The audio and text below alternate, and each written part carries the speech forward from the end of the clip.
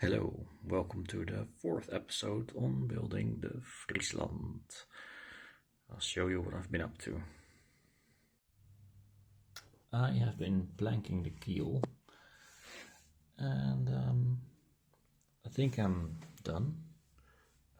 It's always a bit tricky to get these lines nice. So you can see I've filled up a few gaps. I remember being better at this when I last did this, so it's good practice to do it again. So I'm putting a lot of effort into it just to see if I still have the skill, but it's going to be painted below the waterline, so you won't see any of it. Yeah, so I followed a bit. So I made a different design compared to what I used to do. I put some vertical strips here, and then I filled up the gaps here horizontally. And I'll show you the front end. And here I put some diagonal pieces. So I saw this on a ship somewhere, and I thought, this looks quite nice. Let's just try it out. There's a secondary reason for it. Hold on. Alright, that was a bit messy. So here's my basket of stuff, and this is a part that's broken off. So the lion goes in between these uprights. And I wanted to reinforce this a little bit, and by putting these diagonal strips on, I can reinforce this bit with, well, the rest of the keel. My English is great. So yeah, after I finish with the sanding and filling up the small gaps, I'm going to be figuring out how to put the lion in here. So, but for now, I'll just show you what ships look like this. So I've planked it on both sides. Yeah, the other side looks the same. There's a bit of work to be done, but I'm pretty happy. So one of the things I still have to fix in my workshop is good lighting. And it shows, I'm not sure if the camera can see it, but this is the back of the ship. And these two strips are a different color than the bits above. Didn't notice it in the light of my workshop, but outside it was immediately clear. So I think when I'll varnish it, it's going to pop out. So I'm just going to improvise a bit and put a horizontal strip over there to separate the two. And it will look like it's supposed to be that way. So yeah, next time I have to pay more attention to this. So a similar thing that I'm wondering about is when I'm going to varnish it later on, whether this bit of wood, and this bit will look sufficiently alike or sufficiently different. I don't know. So I'm building this out of like scrap wood I have laying around, so the colors are not perfect. I did test whether this one varnished looked like this one varnished, and it was okay. Not sure about this one. But if it doesn't look like enough, then I'll just improvise. That's the hobby, right? I have finished painting the waterline. Well, when I say finished, maybe editing some small details, but pretty happy with the way it looks. I'll just spin her around for a second.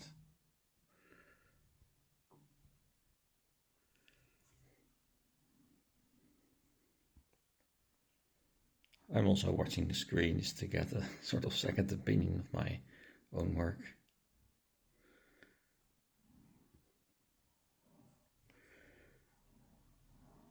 Yeah, looks good, I think. So I'll take you through some of the steps in the process I took. Just because, so, okay, let me start at the beginning. So I first used this thingy to mark off the waterline basically had this thing here, which I checked whether it was square to the table, and then I just used it to draw a line.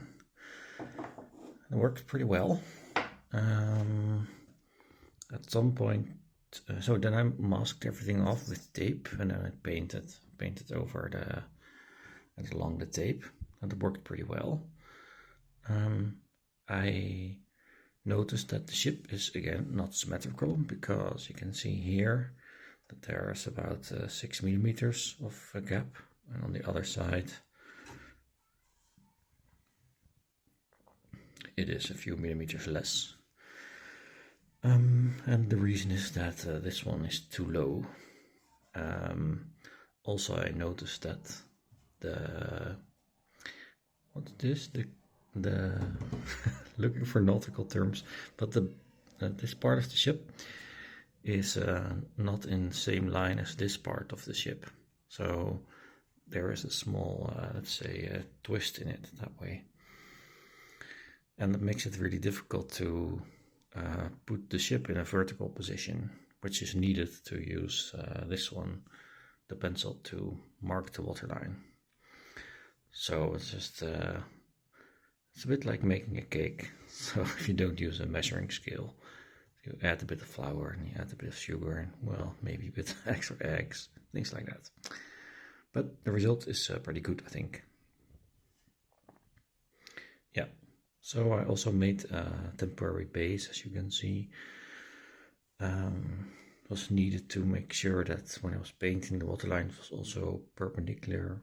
So perpendicular to the table, but also parallel to the table.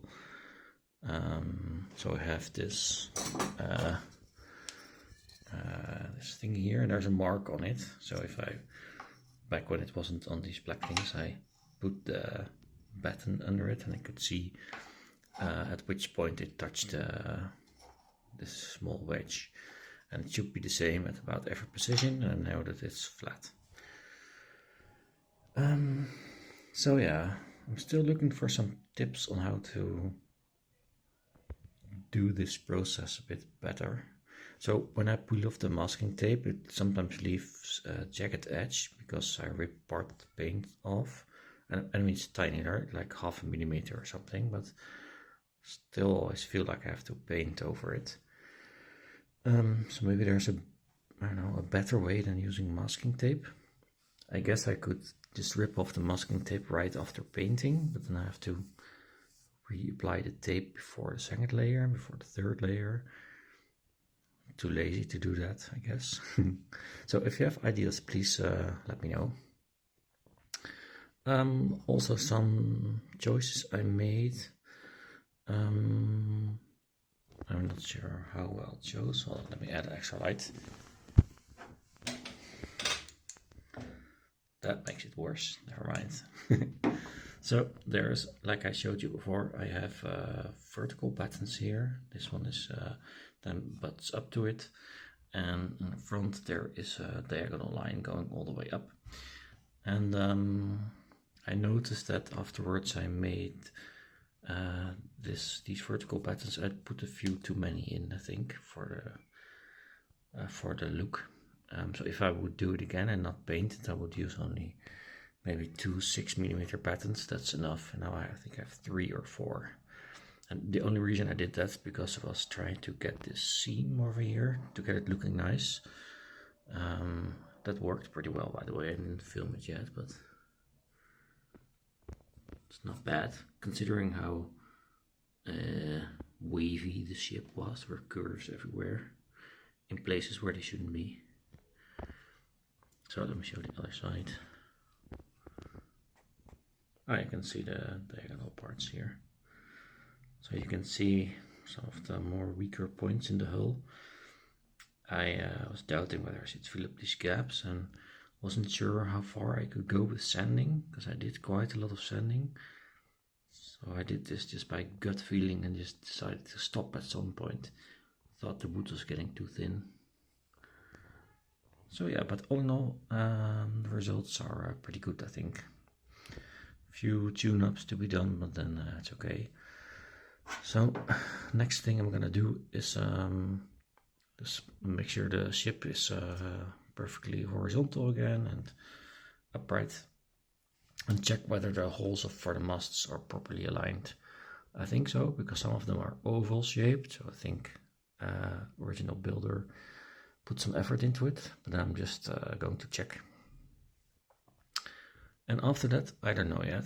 Let's keep that a surprise until the next video. Alright, so I'll end the episode here, and again, if you have any tips on how to mark and paint the waterline, let me know, because it is only the second time I've done it and I would like to learn more about it. And well, thanks for watching, and see you on the next episode.